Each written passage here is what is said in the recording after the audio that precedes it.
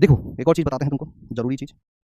थोड़ा सा तुम्हें ना ट्रस्ट करना चालू करना पड़ेगा। अभी भी बहुत सारे बच्चों को मैं देखता हूँ कि वो ट्रस्ट नहीं करते हैं, है ना, अभी भी विश्वास नहीं है उनको, डाउट्स में जी रहे हैं, विभिन्न प्रकार की शंकाओं में जी रहे हैं। और ठीक है, इंसान हैं, डाउट्स आते हैं, है ना, कभी कभी नेगेटिव चीज़ें भी दिमाग में आती हैं, लेकिन हमें उन चीज़ों को खुद पर हावी नहीं होने देना है। कभी भी खुद पर उन चीज़ों को हावी नहीं होने देना है। Voice is very low.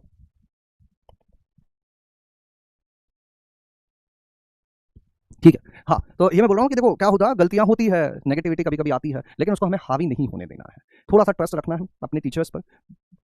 जो मैं बता रहा हूँ उसको फॉलो करना है। क्यों फॉलो करना है वो भी सारी चीज़ें मैं समय समय पे बताता रहता हूँ। ठीक है। एडवांस का ऑफिशियल पेपर आपको एडवांस की साइट पे मिल जाएगा, है ना। बाकी बहुत सारी चीज़ें मैं तुम्हें करवाता रहूँगा, बताता रहूँगा। हाँ वॉइस ठीक है, वेरी गुड। चलो तो फिलहाल के लिए हम आज की अपनी क्लास स्टार्ट करते हैं। आज की अपनी क्लास स्टार्ट करते हैं संबंधों के प्रकार में। ये एक होमवर्क क्वेश्चन दिया था हमने, ये होमवर्क क्वेश्चन दिया था। कितने लोगों ने कर लिया ये क्वेश्चन? कितने लोगों ने क्वेश्चन कर लिया है? कितने लोगों ने यह क्वेश्चन कर लिया है, बताओ कितने लोगों ने क्वेश्चन कर लिया है?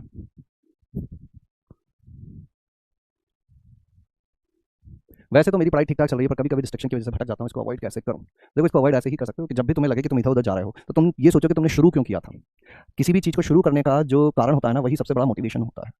लिखो मैं आईआईटी में क्यों जाना चाहता हूँ, और वो चीज़ें लिख के दीवार पे चिपका दो। मैं आईआईटी में इसलिए जाना चाहता हूँ, वही सबसे बड़ा मोटिवेशन है। उससे बड़ा मोटिवेशन तुम्हें मिलेगा ही नहीं कुछ भी। जब भी डिस्ट्रैक्ट हो उस कागज को निकाल के पढ़ लो, एक दीवार पे चिपका दो, एक जेब में रख लो, है ना। अपने आप डिस्ट्रक्शन जो है वो दूर हो जाएगा। ठीक है, पाओ लागू, जीते रहो बेटो, जीते रहो। हमें कुछ समझ में नहीं आता कब क्या पढ़ना है। सर मुझे पहले डाउट था कि हिंदी मीडियम से सिलेक्शन नहीं होता है, सब बोलते थे कि हिंदी मीडियम से, लेकिन मुझे खुद से भी ज़्यादा ट्रस्ट हो गया कि सिलेक्शन होता है। तो बेटा संदीप पटेल, बेटा जब मैंने बोला था कि मैं हिंदी मीडियम से हूँ और मेरा सिलेक्शन हुआ है और मैं आईआईटी खड़गपुर गया हूँ, तब तुम्हें विश्वास नहीं हुआ था क्या? जब तुम्हें लाके दिखा भी नहीं, सर ताजा माल बताओ, आप तो बासी हो गए, आप तो पुराने माल हो, ताजा माल बताओ सर। ग्रैब कर रहे हो। मैं कब सेलेक्ट हो गया था पता है तुमको? किस साल जेईई एग्जाम दिया था मैंने? आईआईटी का एग्जाम कब दिया था मैंने? 2008 में। अरे तुम लोग कितने साल के हो? तुम्हारा बर्थ ईयर क्या है? किस साल में तुम्हारा जन्म हुआ है? कितने लोगों का जन्म 2008 या उसके बाद हुआ है? 2008 के बाद वाले हैं क्या कुछ लोग यहाँ पे? बताओ। अभी बनाओ भैया, बनाना जिन लोगों ने साल साल नहीं किया। 2008, 2008, 2009, 2007, 2009, 2008। समझ गए हो? जब तुम्हारा जन्म हुआ था तब मैं आईआईटी पहुंच चुका था, है ना।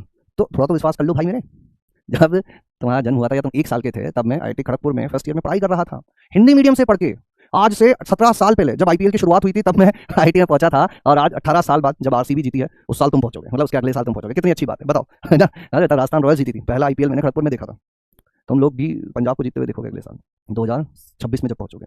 तो कहना ये चाह रहे हैं कि जब मैं आज से 17 साल पहले हिंदी मीडियम से तैयारी करके हिंदी में एग्जाम देके पहुंच सकता हूँ, तब मोबाइल नहीं थे बेटा, स्मार्टफोन नहीं था, मेरे पास कीपैड वाला मोबाइल था, ब्लैक एंड व्हाइट स्क्रीन, वो छोटी सी स्क्रीन वाला जो होता है, क्वालिटी कीपैड वाला, वो मोबाइल था मेरे पास। कंप्यूटर नहीं था, इंटरनेट नहीं था इतना एक्सेसिबल। साइबर कैफे पे जाके 15 रुपए देके 1 घंटे बैठ के वहां इंटरनेट चला के आना पड़ता था। समझ, तुम डिफरेंस ही नहीं समझ में आ रहा है तुमको?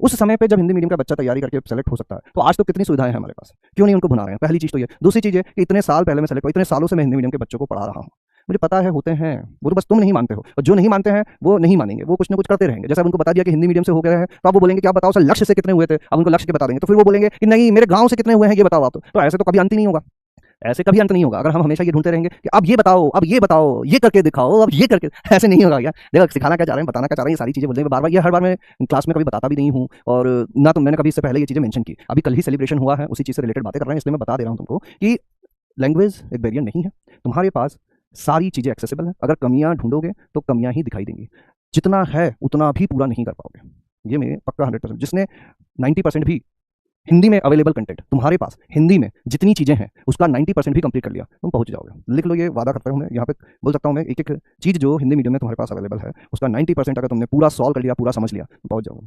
ज्यादा से कुछ नहीं होता। आजकल क्या हो गया ना, एक टिक मार्क मेंटेलिटी हो गई है। उसमें क्या होता है कि हम लोग लिस्ट बना लेते हैं कि ये चीज मिली नहीं मिली मुझे, ये चीज मिली नहीं मिली मुझे, ये चीज मिली या नहीं मिली मुझे, ये चीज मिली या नहीं मिली मुझे। अच्छा सर ने डीपीपी दे दी, टिक लगा दिया, सर ने समरी दे दी, टिक लगा दिया, सर ने शॉर्ट नोट्स दे दिए, टिक लगा दिया, सर ने पीवाई करा दिया, टिक लगा दिया। अरे तुमने खुद ने कितना किया?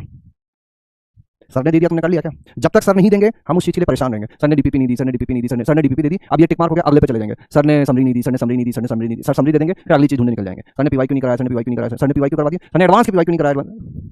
व्हाट इज, ऐसे थोड़ी ना चलता है। ठीक है, तो मेहनत करनी है ना। नाइन्थ देखो, परफेक्ट कुछ नहीं होता, परफेक्ट कुछ नहीं होता, there is no perfect time table. रोज सीखेंगे, रोज गिरेंगे, रोज उठेंगे।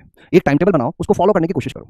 100% फॉलो नहीं हो पाएगा, 80% फॉलो करने की कोशिश करो। देखो कि क्या चेंज करने की जरूरत है, अगले हफ्ते नया टाइम टेबल बनाओ, उस हिसाब से मॉडिफाई कर लो। अरे इंसान है हम लोग, परफेक्ट नहीं है, गलतियां होंगी। 100% तैयारी तो जो सेलेक्ट हो गए उनकी भी नहीं हुई।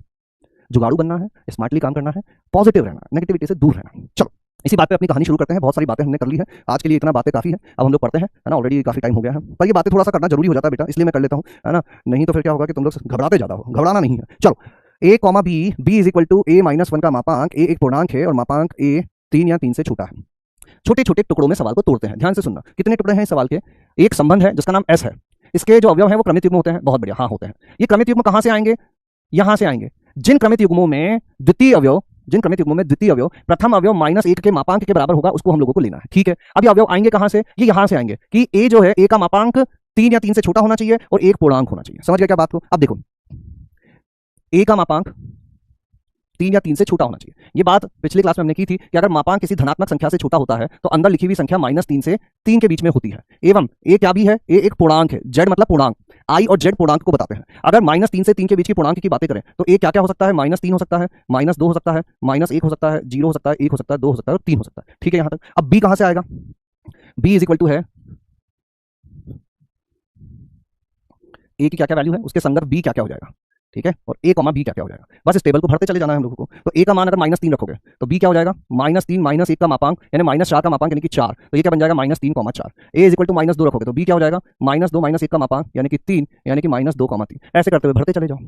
कर दो इसको फटाफट से कंप्लीट, सारे लोग इसको कंप्लीट कर दो फटाफट से। ये क्या हो जाएगा? -1 -1 2 -1,2 0 0 -1 का मापांक 1 होगा यानी 0,1 1 1 -1 का मापांक 0 हो जाएगा यानी कि 1,0 2 2,1 और 3 3,2। अतः जो अपना संबंध होगा वो हो जाएगा -3,4 -2,3 -1,2 0,1 1,0 2,1 और 3,2। ठीक है। प्रांत क्या हो जाएगा? प्रथम अवयवों का समुच्चय। प्रथम अवयव क्या क्या आ रहे हैं? सारे के सारे आ रहे हैं।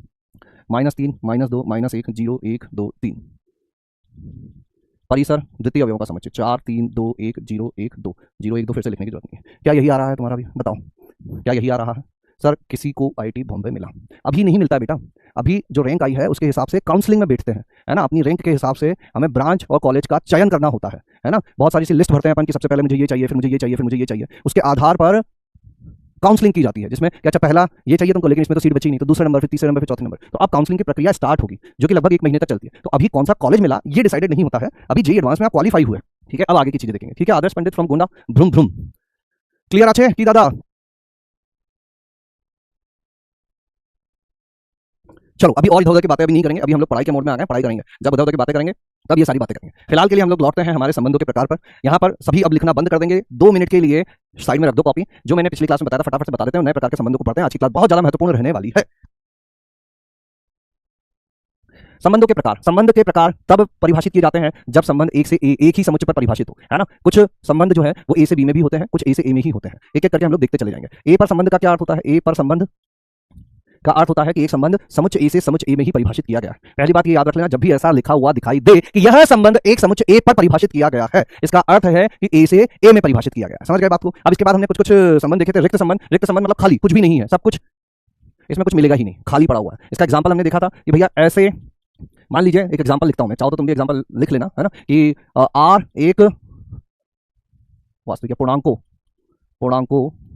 पर परिभाषित मतलब पहला समुच्चय भी पूर्णांक का लेना है, दूसरा पर भी पूर्णांक का ही लेना है। आर एक पूर्णांकों पर परिभाषित संबंध इस प्रकार है कि R is equal to A B, जहां ए और बी क्या है? दोनों पूर्णांक हैं, और ए प्लस बी कितना होना चाहिए? 1/2 होना चाहिए।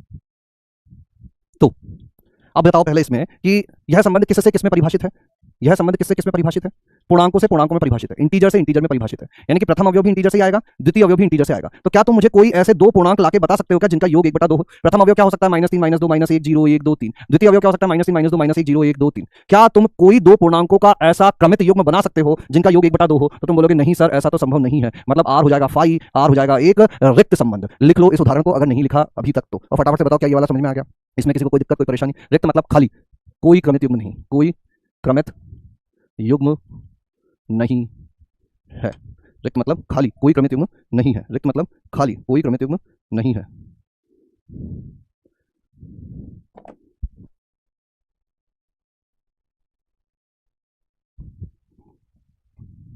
कोई क्रमित युग्म नहीं है। 96% पढ़ाई तो कर रहे हो तुम, ये बात तो है ना। ये हो गया अपना उदाहरण। ये किसका उदाहरण हो गया? रिक्त समुच्चय का, कि अगर कोई क्रमित युग्म नहीं मिल रहा है, रिक्त समुच्चय हो गया। आराम से शांति से धीरे धीरे पढ़ेंगे, आराम से शांति से धीरे धीरे पढ़ेंगे, ठीक है। क्या बात हुई लोग? हाँ बिल्कुल, वेरी गुड अनीश, इसको डिस्कस करते रहो, है ना। ये सारी बातें हम नहीं करते हैं। क्यों सर, -3 के लिए -4 भी ले सकते हैं, मापांक लगा हुआ है ना, मापांक धनात्मक बना देता है, तो -4 का मापांक 4 हो जाएगा, ठीक है। Very good. एग्जाम्पल समझ में नहीं आया है तो एग्जाम्पल में क्या होता है बेटा, एग्जाम्पल में एक संबंध लिखना होता है। संबंध कैसे लिखा जाता है कि ऐसे क्रमित युग्म ढूंढ के लाओ जो कि कहाँ से आ रहे हैं, पूर्णांकों से आ रहे हैं। तो पहला अवयव भी पूर्णांक आएगा, दूसरा अवयव भी पूर्णांक आएगा। क्या दो पूर्णांक ऐसे संभव है जिनका योग 1/2 आ जाए? नहीं है। मतलब कोई भी क्रमित युग्म दो पूर्णांकों का बन ही नहीं सकता, बन ही नहीं सकता, तो यहाँ आएगा ही नहीं, यहाँ आएगा ही नहीं, तो फिर कभी संबंध में कोई अवयव मिलेगा ही नहीं। इसलिए क्या हो जाएगा, रिक्त संबंध हो जाएगा। अगला है सार्वत्रिक संबंध। सार्वत्रिक संबंध क्या होता है कि अगर एक संबंध R जो है वो A से A में परिभाषित है, तो सार्वत्रिक संबंध हो जाता है कि जितने क्रमित युग्म में अवयव हैं सारे के सारे ले लो। जैसे कि एक उदाहरण हम लोग देख लेते हैं कि मान लीजिए एक समुच्चय है 1 2 3, है ना, और दो उदाहरण दूंगा मैं, ध्यान से सुनना। सभी समझदार लोग ध्यान से सुनेंगे। दो प्रकार के सवाल पूछे जा सकते हैं। क्या अंतर होता है दो सार्वत्रिक समुच्चय, तुम्हें पता, सार्वत्रिक संबंध पता है क्या होता है? अब सवाल में क्या क्या चीजें हो सकती है वो सिखा रहा हूं मैं तुमको। दो प्रकार के सवाल बन सकते हैं। एक में ऐसे समुच्चय लिख के दे दिया जाएगा कि ए 1 2 3 है और संबंध जो है वो ए से ए में परिभाषित है। बहुत सुंदर बात हो गई। किस तरह से परिभाषित है कि इसमें क्रमित युग्म बनेंगे a, b। ए और बी दोनों ही कहां से आएंगे, दोनों ही ए से आएंगे, और ऐसा लिख दिया जाए कि a प्लस बी जो है वो 0 या 0 से बड़ा है ना। अब इसका क्या अर्थ होता है? जिन लोगों को संबंध ही नहीं पता है कि वो कहां से आते थे, वो लोग थोड़ा सा बेटा पुराना पढ़ के आना। हालांकि यहां मैं बताता रहूंगा बीच बीच में कैसे करते हैं हम लोग।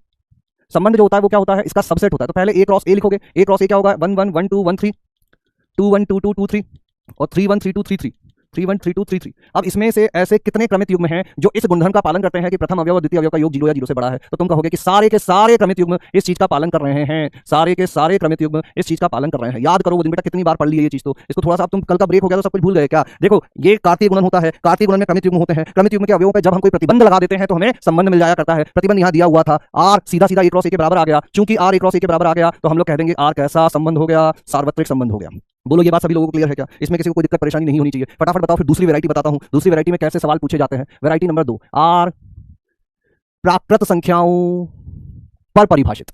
इस बार ए नहीं देकर क्या कह दिया जाता है, प्राकृतिक संख्याओं पर परिभाषित एक समुच्चय इस प्रकार है, इस प्रकार है। किस प्रकार है? आर, या ऐसे भी लिख सकते हैं A is related to B such that A plus B 0 या 0 से बड़ा हो, है ना। जहां ए और बी क्या है, प्राकृत संख्या है। पहला वाला क्लियर होना चाहिए सभी लोगों को। Very good. अब दूसरा वाला ध्यान से सुनेंगे। लिखना बंद, लिखना बंद। देखो तुम मेरी क्लास में ध्यान से सुनोगे तो तुम्हें पता चलेगा कि बहुत ही शानदार तरह से पढ़ाई हो रही है। ध्यान से सुनना पड़ेगा। जब मैंने बोला बंद तो बंद, चालू तो चालू। यहां पर क्या होगा, ऐसे ए समुच्चय नहीं दिया गया। किस समुच्चय पर परिभाषित ये नहीं दिया गया, उसकी जगह क्या लिख के छोड़ दिया गया, आर प्राकृत संख्याओं पर परिभाषित। तो इसका अर्थ है कि जो हमारा ए होता था, ए एक्चुअली में क्या हो गया, प्राकृत संख्याएं हो गई। वहां जो ए था उसकी जगह यहाँ ए क्या आ गया, प्राकृत संख्याएं आ गई। मतलब प्राकृत संख्या क्या होती है, 1 2 3 4 और अनंत अनंत प्राकृत संख्याएं होती है। बोलो हाँ या ना? तुम बोलोगे हाँ। अब ये संबंध किस पर परिभाषित होता है, n क्रॉस n पर। संबंध कहां से आता है, कार्तीय गुणन के उपसमुच्चय से आता है। मतलब अगर यहां पर मैं a क्रॉस a लिखना चाहूं तो a क्रॉस a में कितने अवयव होंगे, एक a ये रहा, एक और बार a लिख दिया। अच्छा मुझे बताओ, चलो एक छोटा सा सवाल मैं पूछता हूं कि ये एक प्राकृत संख्याओं का समुच्चय है, ये एक प्राकृत संख्याओं का समुच्चय है। अगर मैं तुमसे पूछूं कि a क्रॉस a में कितने अवयव होंगे, a क्रॉस a में कितने अवयव होंगे, तो तुम क्या बोलोगे, कितने अवयव होंगे, a क्रॉस a में कितने अवयव होंगे? इनका कार्तीय गुणन अगर मैं लिखना चाहूं तो उसमें कितने अवयव होंगे, बताओ। इनफाइनेटली मेनी अवयव होंगे। यहाँ के हर अवयव को यहाँ के हर अवयव के साथ लिखना पड़ेगा। उसमें जितने प्राकृत संख्या कितनी होती है, अनंत अनंत प्राकृत संख्याओं का अनंत अनंत प्राकृत संख्याओं के साथ कार्तीय गुणन किया जा रहा है। कितने अवयव होंगे, अनंत होंगे। कैसे होंगे, इस एक के साथ एक, फिर एक के साथ दो, फिर एक के साथ तीन, ऐसे एक के साथ वाले सारे लिखोगे, फिर दो के साथ एक, दो के साथ दो, ऐसे लिखते चले जाओगे, कभी ना खत्म होने वाला ए क्रॉस ए बना दोगे। अब ये लिखने का कोई पॉइंट है क्या, कहां तक लिखोगे, लिख तो नहीं पाओगे ना, तो सीधा यहां पहुंचो। क्या दो प्राकृत संख्या ऐसी संभव है जिनका योग 0 या 0 से बड़ा हो?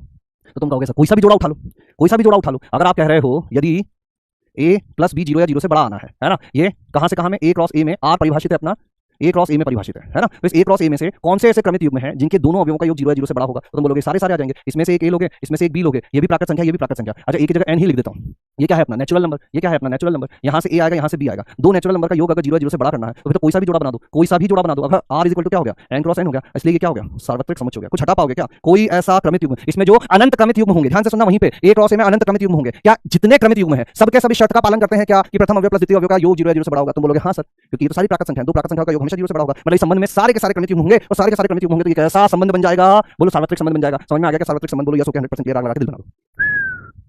हलवा, अभी हलवा जल जाएगा और उसका केक बन जाएगा। हलवा नहीं बोलो बेटा, हलवा जल जाएगा और उसका केक बन जाएगा।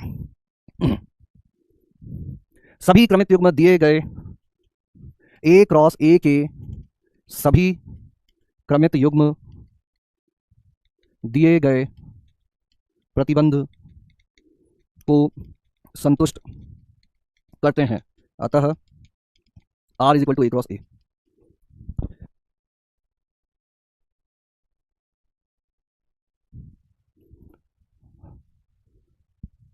क्या इंफिनिटी से माइनस इंफिनिटी?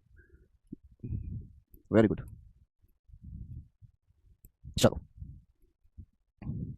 अगला था अपना तत्समक संबंध। तत्समक संबंध क्या होता है, ध्यान से सुनना। अच्छा, एक चीज मैं बताना जो चाह रहा था वो सुनना सभी लोग। ऐसे दो टाइप के सवाल आ सकते हैं, एक में तुम्हें समुच्चय दे दिया जाएगा और एक में समुच्चय ना देकर ऐसी बातें कह दी जाएगी तो हमें खुद समुच्चय पहचानना होगा। एक में समुच्चय दे दिया जाएगा, एक में समुच्चय ना देकर ऐसी चीजें दे दी जाए तो समुच्चय खुद से पहचानना होगा। तत्समक संबंध क्या होता है कि यदि आर समुच्चय ए पर परिभाषित एक संबंध इस प्रकार है कि ए का प्रत्येक अवयव केवल स्वयं से संबंधित है। किससे संबंधित है? केवल स्वयं से संबंधित है। तो केवल स्वयं से संबंधित है और कुछ नहीं। ध्यान से सुनना, यहां पर केवल और केवल, केवल और केवल लिख देते हैं। केवल और केवल स्वयं से संबंधित है तो आर को तत्समक संबंध कहते हैं। ठीक है, अब देखो उदाहरण, दोनों टाइप का उदाहरण देता हूं। 1 2 3, ये एक उदाहरण हम लोग पहले भी देख चुके हैं। इसमें किस प्रकार से प्रदर्शित किया जाता है, आई से किया जाता है। पहले मैं यहाँ आर ही लिखता हूँ क्योंकि शुरू में तुमको पता नहीं है किस तरह से कि ए कॉमा बी है, ए और बी समुच्चय ए से आते हैं, ए और बी समुच्चय ए से आते हैं और A is equal to B है, या ये लिख देता हूँ मैं, A square minus B square is equal to 0 है। तो अब तुम्हें क्या करना पड़ेगा, इसका सॉल्यूशन लिखने जाओ, आर लिखने जाओगे तो क्या होगा, ए क्रॉस ए लिखोगे, ए क्रॉस ए में 9 क्रमिक युग्म आएंगे और 9 क्रमिक युग्म में से कितने ऐसे क्रमिक युग्म होंगे जिसका पहला अवयव और दूसरे अवयव का वर्गों का अंतर 0 आ रहा हो। तो तुम पाओगे कि इसमें केवल 1,1, 2,2 और 3,3 ही आएंगे। 1 का स्क्वायर माइनस 1 का स्क्वायर 0 होगा, 2 का स्क्वायर माइनस 2 का स्क्वायर 0 होगा, 3 का स्क्वायर माइनस 3 का स्क्वायर 0 होगा, 1 का स्क्वायर माइनस 2 का स्क्वायर 0 नहीं होगा, 1 का स्क्वायर माइनस 3 का स्क्वायर 0 नहीं होगा, 2 का स्क्वायर माइनस 1 का स्क्वायर 0 नहीं होगा, 2 का स्क्वायर माइनस 3 का स्क्वायर 0 नहीं होगा, 3 का स्क्वायर माइनस 1 का स्क्वायर 0 नहीं होगा, 3 का स्क्वायर माइनस 2 का स्क्वायर 0 नहीं होगा। केवल यही है जिसमें 0 होगा। अब इसमें देखोगे तो प्रत्येक अवयव केवल और केवल स्वयं से संबंधित है। तो ये किस प्रकार का संबंध हो गया, तत्समक संबंध हो गया। तत्समक संबंध है। बताओ क्या ये बात समझ में आ गई? कितने लोगों को ये बात समझ में आ गई? कितने लोगों को ये बात समझ में आ गई है? Yes, okay, 100% clear. फटाफट बताओ, बताओ क्लियर है? क्लियर है? तत्समक क्लियर है?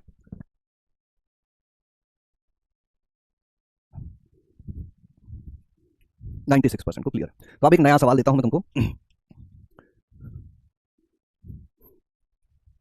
ए इज इक्वल टू 1 3 5 7 पर परिभाषित कौन सा संबंध तत्समक है? ऑप्शंस हैं R1 1,1 3,3 5,5। मल्टीपल करेक्ट है, एक से ज्यादा सही हो सकते हैं। 1,1 3,3 5,5 7,7। 1,1 3,3 5,5 7,7 1,3 3,1।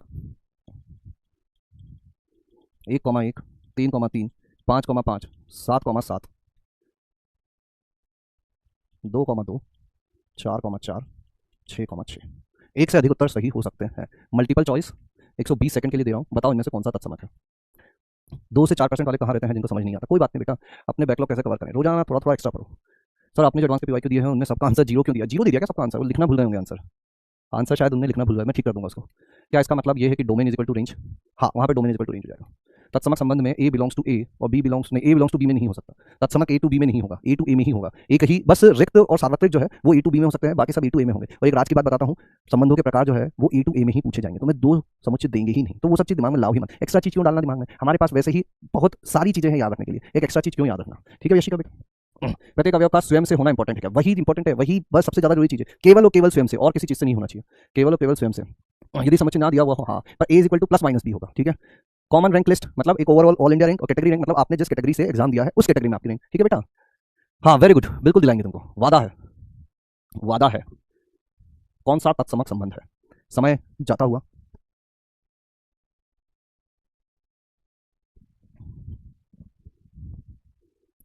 Answer answer answer answer answer, एक तो आंसर है बी, बस बी ही इसका आंसर है, बाकी और कुछ नहीं है। अब जिन लोगों का गलत हो गया या जिन्होंने एक्स्ट्रा आंसर लगाए हैं वो सब ध्यान से सुनेंगे। मैंने बोला था मल्टीपल करेक्ट है, एक से ज्यादा सही हो सकते हैं, होंगे ही, ये तो जरूरी नहीं था ना, हो सकते हैं। मल्टीपल करेक्ट का एक आंसर भी सही हो सकता है या एक ही सही है। अच्छा इसको पढ़ो, जिन्होंने इसको पढ़ा नहीं है ना वो ध्यान से पढ़ो। यहाँ पर क्या लिखा हुआ है,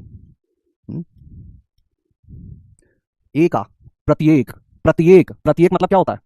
प्रत्येक मतलब क्या होता है? हर अवयव होना चाहिए कनेक्टेड। जिन्होंने ए लगाया है, जिन्होंने ए लगाया है, भैया ये कहां है? 7 तो 7 से जुड़ ही नहीं पाया, ये तो संबंध एक का हिस्सा ही नहीं है, इसीलिए ये तत्समक संबंध नहीं है। प्रत्येक अवयव, प्रत्येक अवयव कहाँ है? प्रत्येक अवयव नहीं है ना। अगला फिर उसके बाद दूसरा, ये तो हो ही जाएगा क्योंकि प्रत्येक अवयव 1 1 से 3 3 से 5 5 से 7 7 से। दूसरे में किसी को दिक्कत नहीं होनी चाहिए। तीसरे पे आते हैं, हाँ सर इसमें भी तो 1 1 से है, 3 3 से है, 5 5 से, 7 7 से। लेकिन एक लाइन और यहाँ पे लिखी हुई है, केवल और केवल स्वयं से। प्रत्येक अवयव केवल और केवल स्वयं से, किसी और से नहीं, स्वयं से। ये स्वयं से तो थे ही, किसी और से भी हो गया। इन दोनों की वजह से यहाँ पर सारा रायता फेल गया। क्या हो गया? रायता फेल गया। R4 R4 अब जिन्होंने ये चौथा भी लिख दिया कि देखो सर यहाँ तो सब ये इससे ही है, ये इससे ही है, ये इससे ही है, ये इससे ही है, 2 2 से, 4 4 से, 6 6 से, तो ये 2 4 6 आ कहाँ से रहे हैं? अरे भैया जिस समुच्चय पर संबंध परिभाषित किया गया था, किसका किसका ये किसका किसका लिखा हुआ है? ये ए का। ए में 2 है क्या? 4 है क्या? 6 है क्या? नहीं है ना। तो नहीं है तो इन्होंने आके यहाँ पर रायता फैला दिया और ये भी गलत हो गया। इसीलिए केवल और केवल B is the correct answer. बोलो कितने लोगों को ये बात समझ में आई है? आई है, चिट्ठी आई है। चंद्रप्रकाश सोंदरा को आ गई थी बात समझ में। सर मैंने अभी तक रिकॉर्ड लेक्चर देखो भैया, खत्म करो भाई, खत्म करो, हमारी मांगे पूरी करो। चकमा चक चकमा चकमा चकमा। चलिए हाँ ये हुई ना बात। अब देखो यहां से एक लेवल और आगे जंप मारते हैं। क्यों मैंने ये सारी चीजें पढ़ाई? ये रिवीजन करवाना उद्देश्य नहीं था, कनेक्ट करवाना उद्देश्य था। अब हम लोग बड़ी बड़ी चीजें सीखने के लिए राजी हैं। तो अगला जो संबंध आता है बेटा ध्यान से सुनना, अगले 3 प्रकार के संबंध अति महत्वपूर्ण संबंध है। स्वतुल्य संबंध, सम्मित संबंध एवं संक्रामक संबंध। स्वतुल्य संबंध, स्वतुल्य संबंध क्या कहता है? लिखना बिल्कुल बंद कर देना, ध्यान से सुनना, चालू कर देना। यदि ए पर परिभाषित, यहां मैं ए ही लिखता हूं हमेशा क्योंकि ए हम कुछ भी बना सकते हैं बाद में। प्राकृत संख्या बोलोगे प्राकृत संख्या बना देंगे, पूर्णांक बोलोगे पूर्णांक बना देंगे। सुनते रहना। यदि ए पर परिभाषित एक संबंध आर इस प्रकार है कि ए का प्रत्येक अवयव स्वयं से संबंधित है, तो आर को स्वतुल्य संबंध कहते हैं। अब कुछ लोगों के सर में खुजली चलनी चाहिए, यार ये हो क्या रहा है? अभी यहां भी तो ऐसी बातें करी थी हमने। आर समुच्चय ए पर परिभाषित एक संबंध इस प्रकार है कि, ए पर परिभाषित एक संबंध आर इस प्रकार है कि, पहली लाइन तो सेम ही है। ए का प्रत्येक अवयव केवल और केवल स्वयं से संबंधित है तो आर को तत्समक संबंध कहते हैं। कि ए का प्रत्येक अवयव स्वयं से संबंधित है तो आर को स्वतुल्य संबंध कहते हैं। क्या ये दोनों एक ही हैं? क्या अंतर है इन दोनों में? बताओ। कमेंट में ही लिखना है, वहां नहीं, अपनी कॉपी में नहीं लिखना है। अभी चीजें बदल जाएंगी, कब मैं मिटा दूंगा तुम्हें पता नहीं चलेगा, लिख दोगे काटा फीसी हो जाएगी, माथे में बताना मेरे। क्या दोनों सेम है? क्या अंतर है दोनों में? Same same but different, same same but different. हाँ ओनली का, केवल और केवल का अंतर है। केवल और केवल का अंतर है। किसका अंतर है? केवल और केवल का अंतर है। यहाँ पर केवल और केवल लिखा हुआ है, केवल और केवल लिखा हुआ है। यहाँ पर जब हम लोग तत्समक संबंध को लिखते हैं तो इसको आई से प्रदर्शित करते हैं और इसमें जो अवयव होते हैं वो केवल ए कॉमा ए रूप के ही होते हैं। किस रूप के होते हैं? ए कॉमा ए रूप के ही होते हैं। लेकिन जब हम लोग स्वतुल्य संबंध की बात करते हैं तो यहाँ केवल और केवल नहीं लिखा हुआ है, अर्थात स्वयं से संबंधित होना जरूरी है, उसके अलावा और कुछ भी हो सकता है। यहाँ पर हम लोग इस चीज को ऐसे लिख देते हैं, नोट, प्रत्येक अवयव स्वयं से संबंधित होना जरूरी है, लेकिन अन्य से भी संबंधित हो सकता है। अब इसका क्या अर्थ हुआ? कुछ लोगों को अभी कुछ डाउट होंगे, तो एग्जांपल समझते हैं। एक एग्जांपल यहाँ पे मैं लेता हूँ। ए एक समुच्चय है जिसमें हमने लिख रखा है -1 0 1, ठीक है। आर एक संबंध है जो कि इस तरह से परिभाषित किया गया है, ए कॉमा बी, जहाँ ए और बी जो है दोनों समुच्चय ए से आ रहे हैं, है ना। और क्या लिख रखा है कि a square minus B square 0 होना चाहिए, ठीक है। लिखना नहीं, ध्यान से सुनना। सॉल्यूशन ए क्या है अपना? -1 0 1।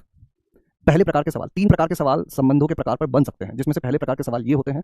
दूसरे प्रकार के सवाल भी हमने डिस्कस कर लिए हैं, तीसरे प्रकार के और भी आते हैं जिसको थोड़ा बाद में देखेंगे, है ना। अब हमको क्या देखना है? ए कॉमा बी, ए स्क्वायर माइनस बी स्क्वायर 0 होना चाहिए। पहला अवयव बी सी से आएगा, दूसरा बी सी से आएगा। दो तरीके होते हैं, या तो तुम ए क्रॉस ए पूरा लिखो, ए क्रॉस ए पूरा लिखो, -1 -1 -1 0 -1 1, फिर 0 -1 0 0 0 1 1 -1 1 0 1 1, या तो ऐसा पूरा लिखो और फिर चेक करो इसमें से कौन सा इसको संतुष्ट कर रहा है। या फिर ये लिखने की जरूरत क्या है, हम तो समझदार हैं, हमें पता है कि इसी में से लेना है। पहले ए को -1 लो, -1 का वर्ग माइनस इसको भी -1 ले लो। क्या इन दोनों का वर्ग 0 आ रहा है? इसका वर्ग में से इसका वर्ग घटाया, मतलब -1 कॉमा -1 आ सकता है। फिर -1 का वर्ग, यहीं से उठा रहा हूँ चीजें, बस इसको लिखा नहीं मैंने। क्या ये आ रहा है या नहीं आ रहा है? -1 का वर्ग -1 का वर्ग, ये 0 आ रहा है, हाँ आ रहा है, मतलब -1 कॉमा 1 भी ले लेंगे। फिर 0 का वर्ग माइनस -1 का वर्ग, ये कितना होगा? -1 होगा, इसको नहीं लेंगे। 0 का वर्ग माइनस 0 का वर्ग कितना होगा? 0 आएगा, इसको ले लेंगे, मतलब 0 0 ले सकते हैं।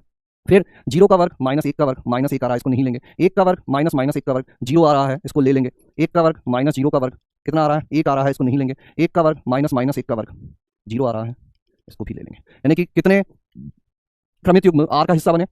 -1 -1 है, -1 है, 0 0 है, 1 -1 है, ये भी 1 -1 1 1 लिखना था लास्ट वाले में, 1 1 ये भी 0 होगा, 1,1। आप ध्यान से देखोगे तो क्या पाओगे कि हाँ -1 से संबंधित है, हाँ है, 0 0 से संबंधित है, हाँ है, 1 1 से संबंधित है, हाँ है, उसके अलावा 2 चीजें और एक्स्ट्रा है तो होती रहे, पड़ी रहे साइड में। हमें तो क्या चाहिए था, प्रत्येक अवयव स्वयं से संबंधित होना जरूरी है, बाकी और कुछ भी होता रहे। इसको अगर और सिंपल भाषा में लिखना है तो ऐसा लिख दो, बाकी और कुछ भी होता रहे, हमको कोई फर्क नहीं पड़ता। -1 से हो गया, 0 0 से हो गया, 1 1 से हो गया। अब आज की बात बताऊं, इतना लिखने की जरूरत ही नहीं थी, बस इन तीनों को यहां रख के देख लेते, -1 से संबंधित है या नहीं है, 0 0 से संबंधित है या नहीं है, 1 1 से संबंधित है या नहीं है। अगर इतना काम कर लेते यहीं पे सवाल हो जाना था। बताओ क्या ये बात समझ में आ गई? आ गई है तो लिख लो फटाफट से। क्या ये बात समझ में आ गई है? आ गई है तो लिख लो। क्या ये बात समझ में आ गई है? आ गई है तो लिख लो। R3 होगा क्या? R3 होगा। डन डनाडन, मजा आ गया, बहुत बढ़िया। ध्यान से सुनोगे तो सब कुछ समझ में आएगा, ध्यान से बस सुनने की जरूरत है, ध्यान से बस सुनने की जरूरत है। किसकी जरूरत है? ध्यान से सुनने की जरूरत है। Yes sir 3 bags full. Yes sir 3 bags full.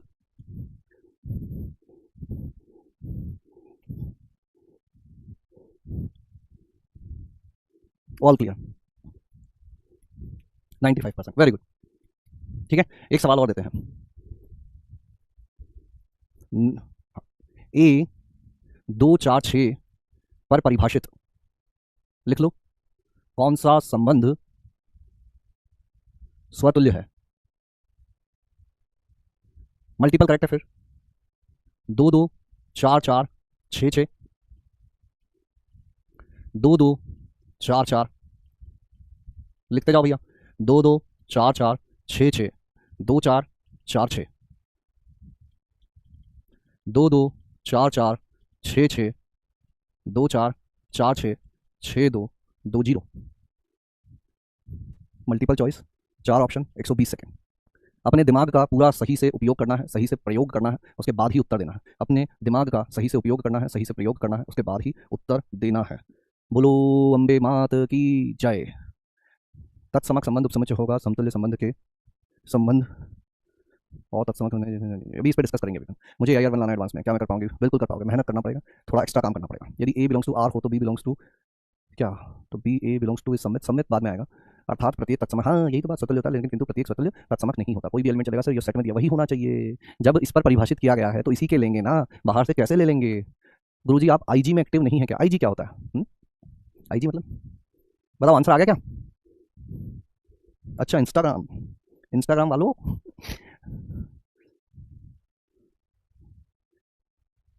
IG AG OG लोजी सुनोजी, IG TG, तो आंसर है C और A और स्टॉप। 42 39 74 68, कुछ लोग B भी लगाए हैं, कुछ लोग D भी लगाए हैं। ठीक है, तो क्या शर्त थी? प्रत्येक अवयव स्वयं से संबंधित होना चाहिए। प्रत्येक स्वयं से संबंधित है, चाहे और कुछ भी होता रहे या नहीं होता रहे, कोई फर्क नहीं पड़ता। प्रत्येक स्वयं से होना चाहिए। यहाँ 6,6 इस संबंध का हिस्सा नहीं है, इसीलिए यह स्वतुल्य संबंध नहीं है। 2 2 से है, 4 4 से, 6 6 से, उसके अलावा दुनिया में आग लग जाए हमको कोई फर्क नहीं पड़ता। ये भी है, 2 2 से है, 4 4 से, 6 6 से है। अब इसके आगे दुनिया में आग लग जाए हमको कोई फर्क नहीं पड़ता, लेकिन हमारी दुनिया में ही आग लगनी चाहिए। किसी और की दुनिया में आग लग जाएगी तो फर्क पड़ेगा हमको। ये कौन सी दुनिया से आ गया भैया? ये तो है ही नहीं इस दुनिया का। बाकी और कुछ भी हो जाए मतलब जो परिभाषा है, जो संबंध का दायरा है, उसमें कुछ भी हो जाए। 0 ले आए हो, मजाक चल रहा है क्या? कहां से आया 0? जब यहाँ 0 था ही नहीं, तो ये 2 0 से संबंधित कैसे हो गया? ये भी गलत बात हो गई। समझ गया क्या बात को? बोलो कितने लोगों ने ए बात समझ में आ गई है? फटाफट बताओ। और भी काम है, इतना ही नहीं है, इतना ही नहीं है दुनिया में, और भी काम है, बस इतनी ही बातें नहीं है, और भी चीजें करनी है। फटाफट फटाफट फटाफट फटाफट फटाफट फटाफट फटाफट फटाफट।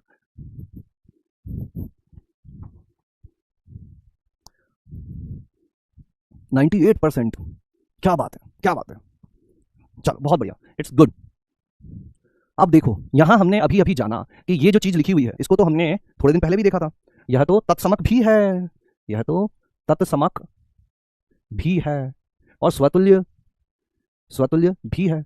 यह केवल स्वतुल्य है, तत्समक नहीं। अब राज की बात यह है, जब तत्समक लिखेंगे तो प्रत्येक अवयव खुद से तो संबंधित होगा ही। बोलो हाँ या ना? होगा। हाँ मतलब जब एक तत्समक संबंध बनेगा वो स्वतुल्य तो होगा ही, लेकिन जब एक स्वतुल्य संबंध बनेगा, इसको ध्यान से देखो, ये स्वतुल्य है, प्रत्येक स्वयं से संबंधित है, उसके अलावा एक्स्ट्रा चीजें हो रखी है। हर स्वतुल्य संबंध तत्समक नहीं होता, लेकिन प्रत्येक तत्समक संबंध स्वतुल्य होता है। यह राज की बात आज हमने जान ली। लिख लो नोट करके यहां पर, नोट।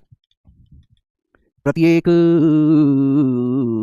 तत्समक संबंध स्वतुल्य होता है, लेकिन प्रत्येक स्वतुल्य संबंध तत्समक नहीं होता है।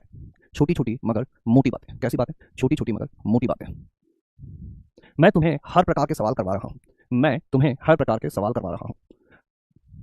टाइप भी बता रहा हूं। ये टाइप नंबर 1 है, ये टाइप नंबर 2 है, ये टाइप नंबर 3 है, ये टाइप नंबर 4 है। यहां हमने ये पहले टाइप का सवाल किया था जिसमें ऐसी चीजें दे दी जाती है, जिसमें कैसी चीजें दे दी जाती है। ध्यान से सुनना समझदार लोग, 1 मिनट के लिए रुक जाना। हर प्रकार के सवाल को अप्रोच करने का तरीका अलग अलग होता है। हर प्रकार के सवाल को अप्रोच करने का तरीका अलग अलग होता है। पहले प्रकार के सवाल ऐसे होते हैं जिसमें एक समुच्चय दे दिया जाता है, वो पता करना होता है ये स्वतुल्य है कि नहीं है। अब इसको करने के भी 2 तरीके होते हैं, या तो सीधा सीधा चेक कर लो रख रखा के, या फिर ऐसे, ये अपना मेथड 1 हो गया, ये मेथड 2 हो गया। प्रत्येक क्रमित युग्म को चेक करो।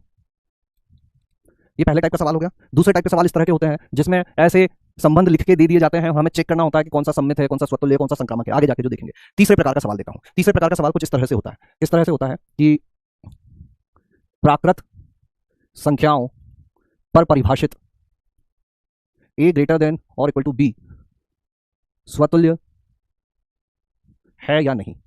बस इतना लिख के छोड़ दिया इन्होंने, है ना। अब यहां हमें अपना दिमाग दौड़ाना पड़ेगा, थोड़ा सा सवाल को खुद से फॉर्म्युलेट करना पड़ेगा। फॉर्म्युलेट करने का क्या अर्थ है कि इस रूप में लाना पड़ेगा।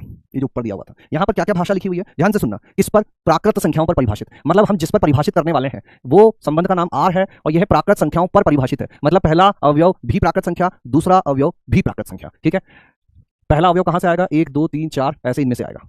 दूसरा अवयव कहां से आएगा? 1 2 3 4 इनमें से आएगा। मतलब ए अपना इसमें से आने वाला है, बी अपना इसमें से आने वाला है। ये बात क्लियर होनी चाहिए। दूसरी चीज, ए ग्रेटर देन बी। अब ये कहना चाहते हैं कि संबंध जो है ना, इसका जो क्रमित युग्म है ना, वो जो दोनों प्राकृत संख्याएं है ना, वो किस चीज का पालन कर रही हैं कि पहला अवयव दूसरे से बड़ा या बराबर है।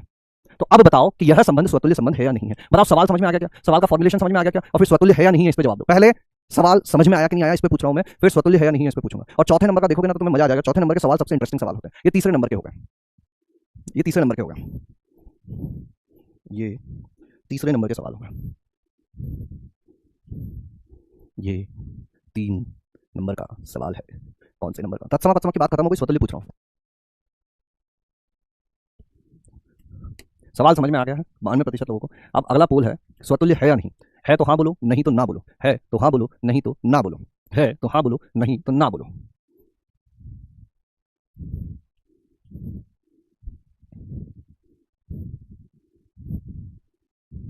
एक्चुअली चौथा नंबर जो है वो चौथा नहीं है एग्जैक्टली, इसी को करने का एक दूसरा तरीका है। तो चाहो तो तुम तीसरे के ही 2 मेथड बोल सकते हो, जैसे पहले के 2 मेथड थे, है ना। तो हम 3 ही रखते हैं।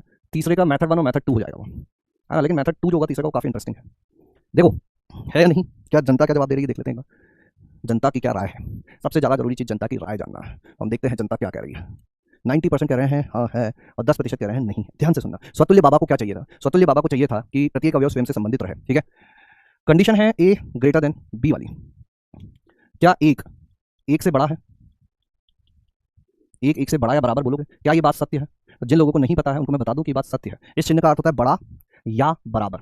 जब हम बीच में या बोलते हैं तो कोई भी एक चीज हो जाती है तो उसको सत्य मान लेते हैं। कोई भी एक चीज हो जाती है तो उसको सत्य मान लेते हैं। समझ में आ रही बात? जैसे कि मेरे 50 में से 48 नंबर आए हैं या 96% नंबर आए हैं। ठीक है, मेरे 50 में से 48 या 96% नंबर आए, दोनों में से एक भी चीज होगी तो सही मान। एक से बड़ा, एक से बड़ा या एक के बराबर है। जब हम लोग बीच में या बोलते हैं तो ये हो जाए या ये हो जाए, कोई भी एक चीज हो जाए, हमारे दिल को सुकून मिल जाता है कि हो गया। अब यहाँ पर एक से बड़ा तो नहीं है, लेकिन एक के बराबर तो है ना। तो बराबर है तो इसने संतुष्ट कर दिया, मतलब 1, हमारे संबंध का हिस्सा होगा। क्या 2 के लिए भी यही बात सत्य होगी? बोलोगे हाँ होगी। क्या 3 के लिए भी ये बात सत्य होगी? बोलोगे हाँ होगी। ऐसे करते हुए प्रत्येक प्राकृत संख्या जो भी तुम ढूंढ के लाओगे वो स्वयं से संबंधित तो होगी ही। बोलो हाँ। लेकिन तुम बोलोगे सर और भी तो चीजें हो सकती है, 3 भी तो 2 से बड़ा है, तो 3, 2 भी संबंध का हिस्सा होगा। तो बोल दूंगा हाँ होगा। 3 1 से बड़ा है, 3, 1 भी संबंध का हिस्सा होगा। हाँ होगा। ऐसे बहुत सारी चीजें होंगी। लेकिन स्वतुल्य के लिए तो हमें क्या चाहिए होता है? स्वतुल्य के लिए हमें चाहिए होता है कि प्रत्येक अवयव स्वयं से संबंधित रहे, यानी कि 1, 2, 2, 3, इस प्रकार के जितने अवयव होंगे वो सब तो आएंगे ही। उसके अलावा एक्स्ट्रा में जो आना है आने दो। प्रत्येक अवयव स्वयं से संबंधित हो गया, अर्थात हाँ यह स्वतुल्य है। बोलो, क्या यह बात समझ में आई है? क्या ये बात समझ में आई? फटाफट बताओ भैया। हमको और भी चीजें पढ़ने का है, हमको और भी चीजें पढ़ने का है, हमको और भी चीजें पढ़ने का है। बोलो। Crystal clear, crystals and clears, crystals and clears. 97, very good. अब चलो आगे बढ़ते हैं। और मैंने क्या बोला था, इसी सवाल को करने का एक मेथड और भी होता है। तो ये हो गया मेथड नंबर 1। अब मेथड नंबर 2 से इस सवाल को कैसे करेंगे, या जो मैं चौथे टाइप का सवाल बोल रहा था उसको कैसे करेंगे, है ना। तो ध्यान से सुनना सभी लोग। मेथड 2, नोट, इसमें नोट लिख देता हूं मैं। लिखना बंद कर देना, बहुत ही ज्यादा जरूरी चीज आ रही है। स्वतुल्य स्वतुल्यता की जांच करने के लिए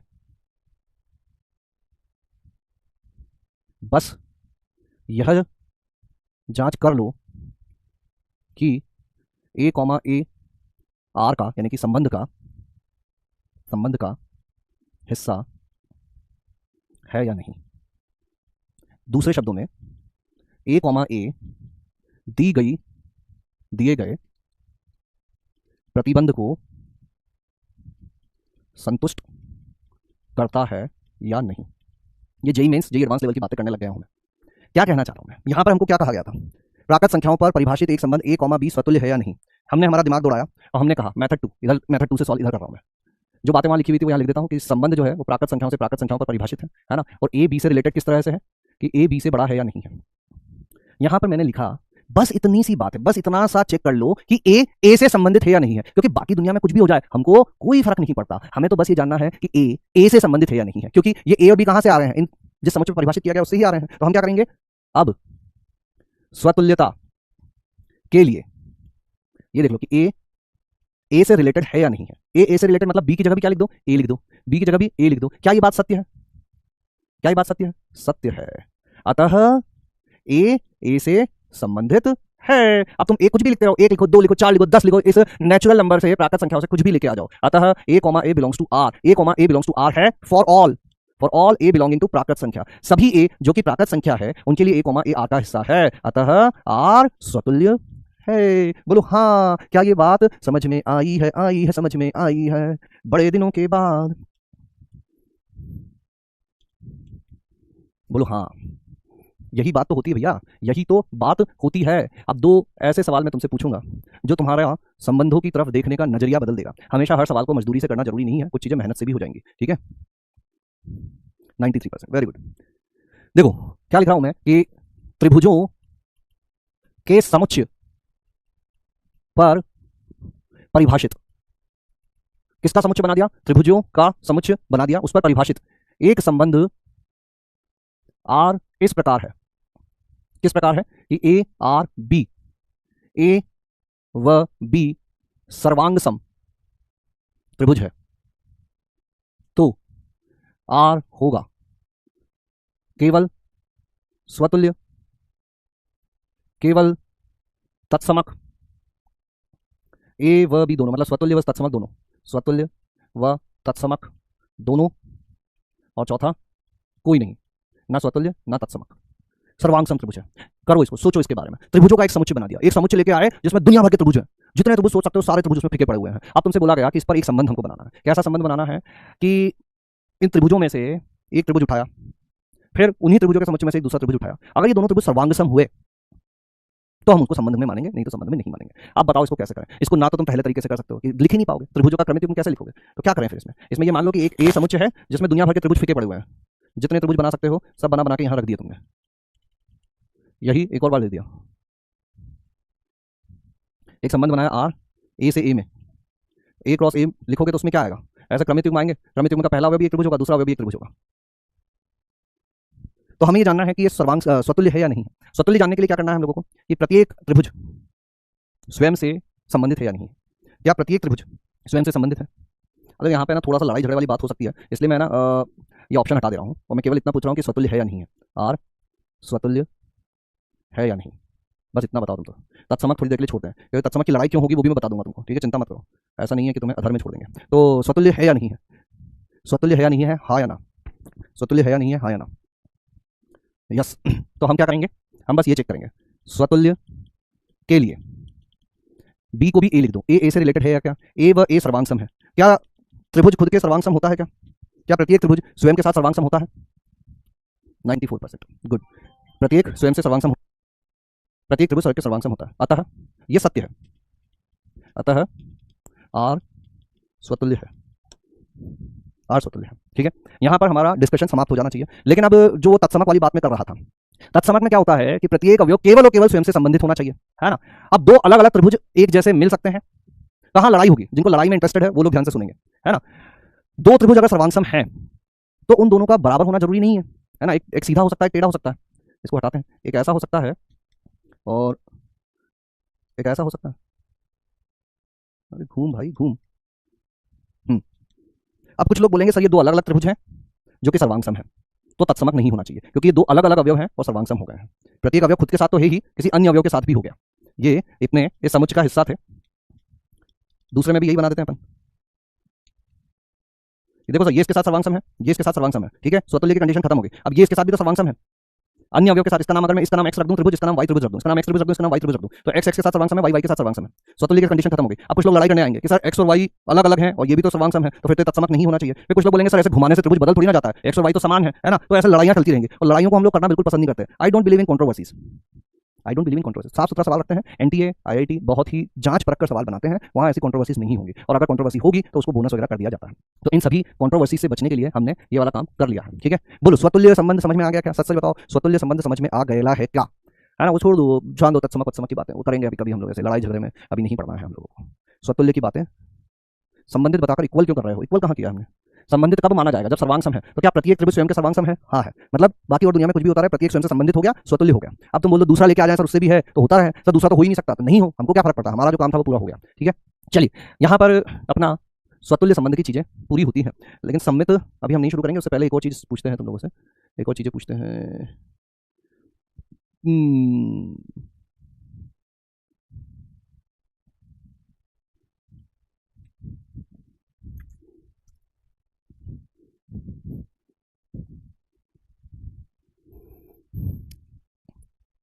द्विविम यानी कि 2D, द्विविम कार्तीय तल में स्थित रेखाओं, सरल रेखाओं, सरल रेखाओं, इसमें मैं वो पूछूंगा, सरल रेखाओं पर परिभाषित एक संबंध इस प्रकार है। किस प्रकार है? L1 related to L2, L1 व L2 की प्रवणता समान है। अब यहां वो चारों ऑप्शन डालेंगे, करना चालू कर दो। चारों ऑप्शन वही है, ये केवल तत्समक है, दूसरा केवल स्वतुल्य है, तीसरा दोनों है, स्वतुल्य भी है सम्मित भी है, और दोनों ही नहीं है, दोनों ही नहीं है। करो, 150 सेकंड देगा, जब तक तोड़ेगा नहीं तब तक छोड़ेगा नहीं। सर ये मेथड कम समझ में आ रहा है, इस पर और सवाल करने पड़ेंगे। अभी तो हमने शुरू किया है ना। हमको क्या करना है, दोनों तरफ बराबर चीजें बना देनी है।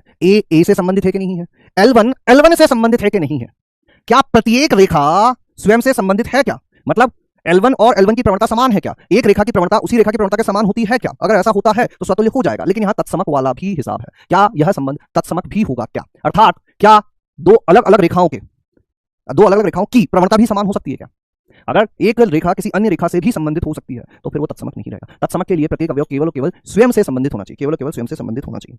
देखते हैं बोल 11th का आप डेली, हाँ आज भेज देंगे बेटा ना, ये सर्कल लाल लादा से कितना प्यारा बच्चा है ना। रितिका थोड़ा सा मेहनत, तत्समक है कि नहीं, समरूप बात, समरूप में समरूप भी हो जाएगा, प्रत्येक अवयव प्रत्येक त्रिभुज स्वयं के समरूप तो है, तो स्वतुल्य तो होगा, है ना, वो भी होगा। ठीक है, किधर क्या आंसर आ रहा है, क्या आंसर आ रहा है, समय है अभी तो। सी इज करेक्ट। सर आप भी आशीष सर की तरह मन की बात वाला जूम में मीटिंग कराया करो। ओके सर, वेविक और मेथड पढ़ लिया है, इसका अंदर इसका अभी आएगा थोड़े दिन में आएगा। तत्समक नहीं होगा, दोनों प्रवणता समान है तो ये समानांतर होंगी। हाँ होंगी तो होंगी। क्या एक रेखा की प्रवणता उसी रेखा के बराबर होती है क्या? एक रेखा ली और फिर दूसरी भी यही रेखा ले ली, दोनों रेखाओं की प्रवणता समान होगी क्या? क्या इस शर्त को पूरा करेगी क्या वो चीज? बोलो, केवल तत्समक है, केवल स्वतुल्य है, एक ही रेखा को दो बार लिख दोगे, केवल स्वतुल्य है। ओ माय गॉड, देखो सॉल्यूशन। स्वतुल्यता के लिए स्वतुल्य कैसे चेक करेंगे? स्वयं से संबंधित है या नहीं है, यानी कि L1 L1 से रिलेटेड है या नहीं है, L1 व L1 की प्रवणता समान है। क्या यह कथन सत्य है? L1 व L1 किस चीज को बता रहा है? रेखा को बता रहा है। एक समुच्चय है A जिसमें रेखाएं पड़ी हुई है, L1 L2 L3 L4, ऐसे बहुत सारी रेखाएं फिकी हुई है। इसी समुच्चय को एक बार फिर से लिख देते हैं, L1 L2 L3 L4, है ना। जब हम लोग संबंध बनाते हैं तो हम क्या करते हैं, इसी से पहला अवयव, इसी से दूसरा अवयव, जब इसमें से भी L1 लोगे, इसमें से भी L1 लोगे, तो जब दोनों से एक ही रेखा उठा ली तो उनकी प्रवणता तो समान होगी। बोलो हाँ या ना, है ना। तो ये सत्य कथन है, सत्य है। अब सत्य है अर्थात यह स्वतुल्य है। बोलो हाँ या ना, स्वतुल्य है। लेकिन आप सुनो मेरी बात, ऐसा जरूरी थोड़ी ना है कि जब दोनों समान रेखाएं होंगी तभी उनकी प्रवणताएं समान होंगी। हो सकता है कि अपने निर्देश तंत्र पर ये एक्स एक्सिस है, ये वाई एक्सिस है ना। ध्यान से सुनना भैया, ये रेखा L1 है और एक इसके समानांतर रेखा L2 ले ली, तो L1 की प्रवणता L1 के बराबर है, हाँ है, बहुत बढ़िया। L2 की प्रवणता L2 के बराबर है, हाँ है, बहुत बढ़िया। क्या दोनों रेखाएं अलग अलग हैं? हाँ है। लेकिन यहां ध्यान से देखोगे कि यदि L1 व L2 भिन्न भिन्न समांतर रेखाएं हो तो भी L1 रिलेटेड टू L2 हो सकता है। मतलब इस संबंध में प्रत्येक रेखा स्वयं से संबंधित तो होगी ही, मतलब स्वतुल्य की कंडीशन तो पूरी हो रही है, लेकिन रेखा किसी अन्य रेखा से भी संबंधित हो सकती है, जो तत्समक मना करता है। तत्समक क्या बोलता है कि भैया केवल स्वयं से संबंधित होना चाहिए, ऐसा यहां होना जरूरी नहीं है। बताओ सच कितने लोगों को यह बात समझ में आई है, समझ में आई है? बड़े दिनों के बाद स्वतुल्य संबंध के साथ यह समस्या आई है। सर आपकी क्लास में भी रेड पड़ती है क्या? मेरा एक दोस्त है, वो कॉलेज का ही दोस्त है, अभिनव श्रीवास्तव नाम है उसका। वो इधर का अपना, जहाँ से अपना अमित प्रजापति सर है ना, भिंड मुरैना से, चंबल के आसपास के एरिया से। वो क्या, जब शुरू में फर्स्ट ईयर में हम लोग आए थे तो एकदम वो देसी वाला अपना होता है ना, तो हर चीज़ पे बोलता था अरे रेड पोत देंगे, अरे रेड पोत जाएगी, हर चीज़ में उसका ऐसा था, अरे रेड पोत देंगे। तो उसका हमने नाम रख दिया रेड। उसका नाम आज तक रेड ही है, सब उसे रेड ही बुलाते हैं। और उसको इतना इस चीज़ को लेके चिढ़ाया गया है कि बाकी दुनिया के लिए तो उसका नाम रेड ही हो गया। कई कई लोग हमारे ऐसे थे जिसको उसका असली नाम ही नहीं पता था, सब बोलते थे कि रेड का असली नाम क्या, यही नहीं पता चल रहा था। और तो और मेरे घर वाले, मेरी मम्मी को, मेरा मतलब अच्छा दोस्त है, तो मेरी मम्मी को ऐसा लगता था कि रेड उसका सरनेम है, सरनेम से बुलाते हैं ना लोगों को, तो उसको लगता था इसका नाम अभिनव रेड है। ठीक है, तो रेड जो है वो पड़ती नहीं है, रेड पुत जाती है। तो पढ़ाई कर लो, नहीं तो तुम्हारी रेड पुत जाएगी। और अगर पढ़ाई कर ली तो तुम आईआईटी की रेड पोत दोगे। ठीक है, तो चलो यहीं पे रोकते हैं कहानी को, नहीं तो तुम्हारी रेड पुत जाएगी। अगली क्लास से थोड़ी देर में वीडियो कॉल वगैरह करेंगे सब बाद में, अभी के लिए देते हैं होमवर्क। होमवर्क ये है भैया कि कल की क्लास तो करके आनी ही आनी है। जिसने कल की क्लास नहीं की फिर वो रिलेशन चैप्टर छोड़ देना, है ना। कल की क्लास जिन्होंने नहीं की वो रिलेशन चैप्टर छोड़ देना। एक रात की बात बताऊं क्या, शायद तुम लोगों को अभी तक पता नहीं चली होगी, लेकिन तुम्हारी 7 तारीख शनिवार को छुट्टी है। और रविवार की छुट्टी होती ही है, तो 2 दिन की छुट्टी तुम्हें मिल रही है। 2 दिन की छुट्टी का फायदा उठाना है, पुरानी पूरी चीजें खत्म कर देनी है। उसके साथ साथ सैटरडे संडे छुट्टी है, सैटरडे एंड संडे, ये 2 दिन छुट्टी है अपनी। इसमें हम लोगों को क्या क्या पढ़ना है? वेवी कर्व मेथड पढ़ लेना है, वेवी कर्व, जिसने नहीं पढ़ा बार बार बोल रहा हूँ मैं, पढ़ लेना। सेट थ्योरी जितना पढ़ना चाहो पढ़ सकते हो। बाकी लॉग वॉग ये सब मत पढ़ना, उसमें लॉग मॉड ट्रिग्नोमेट्री क्वाड्रेटिक इनमें जितनी जरूरत होगी वो मैं पढ़ाऊंगा। उसको तुम पढ़ने जाओगे तो कंफ्यूज हो जाओगे, बहुत ज्यादा फैल जाएगा रहता। लेकिन वेवी कर तुम्हें पढ़ना, ये मैं नहीं पढ़ाऊंगा, है ना। ये पढ़ के आना, नहीं तो तुम्हारी रेड पुत जाएगी। फिर मुझे बोलते रहोगे कि सर ये क्या हुई, तालाब में पानी आ गई। और फिर मैं बोलूंगा कि कोई बात नहीं, आ गई तो आ गई, अब क्या कर सकते हैं। DPP number